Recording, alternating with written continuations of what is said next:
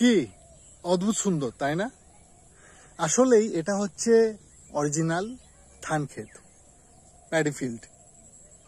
এখনকার দিনে যে আমরা আর্টিফিশিয়াল ইন্টেলিজেন্সের সাহায্যে ছবির ব্যাকগ্রাউন্ডে ধান ক্ষেত, ভুট্টা ক্ষেত, যা খুশি আমরা যে তৈরি করে ফেলছি নিমেষেই, কয়েক সেকেন্ডে, এই জিনিস যেটা চোখে দেখছি এটা কিন্তু তৈরি করা যাবে না।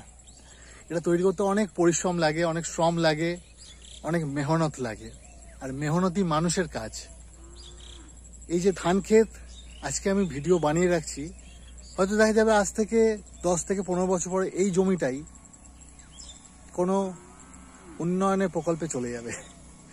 তো উন্নয়ন তো হচ্ছে, ওই যে দূরে দেখতে পাচ্ছেন উন্নয়ন চলছে, এত সুন্দর ব্রিজ বানিয়েছে, রাস্তা বানিয়েছে, আর ধান ক্ষেতগুলো নিমেষে মরে যাচ্ছে, মরে যাবে ভবিষ্যতে।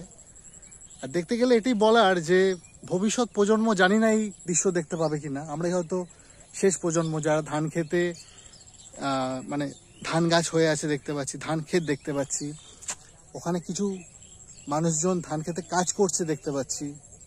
এই দৃশ্য ধীরে ধীরে মুছে যাচ্ছে, আগামী দিনে হয়তো মুছে যাবে। কারণ আর কি বলবো, উন্নয়ন চারিদিকে। তাই ভাবলাম একটা ছোট ভিডিও করে রাখি, হয়তো ভবিষ্যৎ প্রজন্মকে এইরকম ধান ক্ষেত দেখাতে পারবো, যেটা কিন্তু এআই জেনারেটেড না, যেটা কিন্তু স্বচক্ষে দেখা, এই দু চোখ মেলে দেখা, যেখানে চোখের অসুখ থাকলে সেরে যাবে সেই অসুখ এই সবুজ দেখে। বেঁচে থাকুক এরকম গ্রামের প্রান্তরের সব জায়গার যেখানে ধান ক্ষেত এখনো আছে, সেগুলো বেঁচে থাকুক এরকম সবুজ দিগন্ত, যেগুলো শুধু গল্পের বইই আমরা পড়ে থাকি, এখন তো সচরাচর দেখা যায় না।